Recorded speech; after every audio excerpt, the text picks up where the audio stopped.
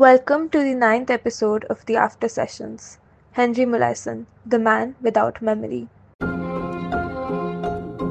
You look into the mirror and see a stranger, a man with grey hair and wrinkles on the face who has somehow stolen the face of the 20-year-old you know yourself to be. You can still hear your mother's voice calling you for dinner in your childhood home in the 1930s. But you can't seem to remember the person who just said something to you. Their voice and they too have vanished into a void. This was the waking nightmare of Henry Molaison. His life reset every 30 seconds after his near escape from death. His accident stole his future from him. From that moment on, Henry's mind became a notebook that erased itself the moment the pen left the page. He lived for 55 years in the permanent present, a realm where every face was new and every tragedy was heard for the first time, over and over again. To the world, he was known only as Patient HM, a living enigma kept under the veil of scientific secrecy. He was the man who proved that memory isn't a single trunk, but a sprawling hidden root system. He became the most important map maker in history, navigating the silent geography of the human brain so that we might finally understand the mechanism of our own souls.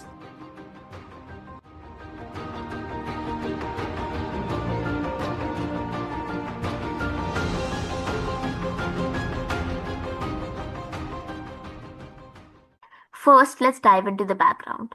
Henry's troubles began at age 10 after a bicycle accident. At first, he was having minor seizures, but these escalated into violent convulsions by his 20s. He couldn't work, he couldn't live a normal life. Soon after, he and his doctors were running out of options. So, out of desperation, at the age of 29, he turned to Dr. William Scoville, a neurosurgeon who performed a bilateral medial temporal lobe resection. But how exactly did this surgery affect his brain? Covey removed his hippocampus. Now here's the problem. At the time, nobody understood what this structure did. We thought memory was scattered all over the brain like dust. But when Henry woke up, in addition to struggling to remember the years leading up to his surgery, he also had gaps in his memory of the prior 11 years. This revealed the hippocampus. It's like a gateway for memory, the clerk that files new information into long term storage. The surgery also probably destroyed the brain structures known as the uncus, which helps form new memories, and the amygdala that controls emotional responses. If we view this from a psychological standpoint, Henry suffered from interrogate amnesia, the inability to form new long term memories. Every conversation was the first conversation. Every joke was heard for the first time, even if he'd heard it 1,000 times. He described his situation to be like waking from a dream. Every day is alone in itself. He lived in a state of constant habituation, which is a reduction in responsiveness to the present, but without the ability to build a narrative of his own life, which honestly, when you sit to ponder upon is devastating. How do you recover from a thing like that, right? How do you continue living your life? But then came Brenda Milner, a young researcher who began working with Henry in the 1960s. She gave him a simple but challenging task, tracing a star while only looking at its reflection in a mirror, something that's surprisingly difficult at first. And here's the fascinating part. Henry insisted every single day that he had never done the task before, yet his performance kept improving. So it raises an interesting question. If he couldn't remember practicing, how was he getting better? That's exactly what changed psychology. His improvement showed that not all memory works the same way. His ability to learn the skill was intact, even though his ability to consciously recall doing it was gone, which led to the distinction between declarative memory, things like facts and events, and procedural memory, which involves skills and habits. Henry had lost one, but the other was still functioning. Right, and this became key evidence for what we now call the dual process theory of memory. That different systems in the brain handle different types of memory, which almost makes you wonder, are we just one united self or multiple systems working together? Because in Henry's case, his conscious mind couldn't form new memories, but his motor system was still learning. Exactly. It showed that knowing that something happened and knowing how to do something are fundamentally different processes, and that one can exist even in the complete absence of the other. What's most haunting is how Henry handled grief. When his father died, he had to be told over and over. Each time, he felt the fresh raw sting of the news.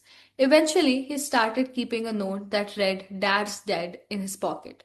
It's sad to know he would have gone through the same heartbreak each day.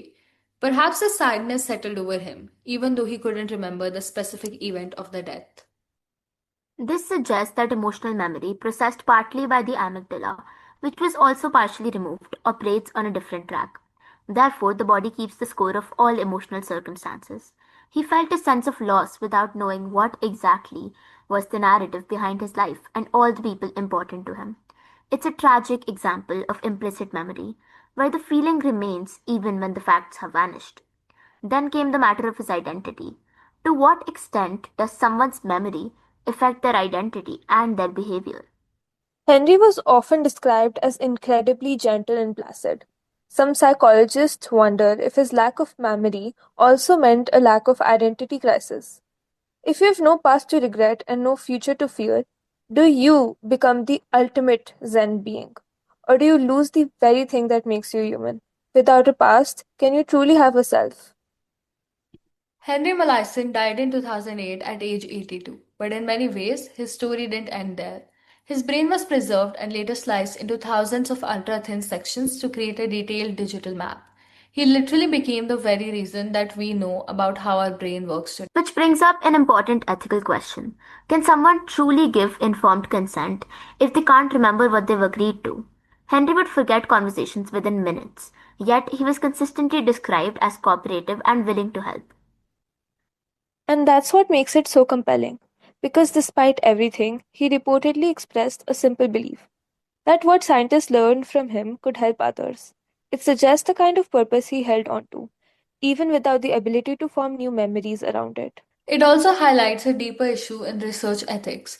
How do we balance scientific advancement with autonomy, especially in cases where cognitive limitations complicate consent? And yet his contribution is undeniable. This case fundamentally reshaped our understanding of memory, distinguishing systems, localizing function, and changing how neuroscience approaches the brain. Which almost reframes his story. He may have been unable to build a continuous personal narrative, but his life ended up constructing one of the most important scientific narratives that we have. In that sense, even without a conventional sense of self shaped by memory, his legacy became something enduring, raising a final question. Is identity defined by what we remember or by the impact we leave behind?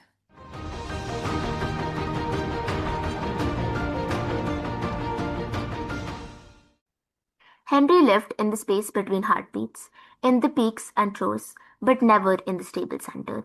He teaches us that while memory is what gives our lives a story, it isn't the only thing that defines us.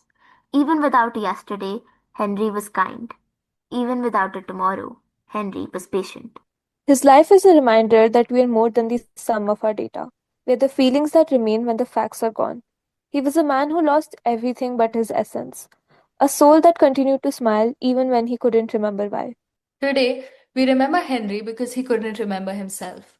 His legacy is etched into every brain scan and every psychology lecture. We remember him because he was the only man on earth who could never truly meet himself. He was the man who traded his past and his future to give the world a key to its own consciousness.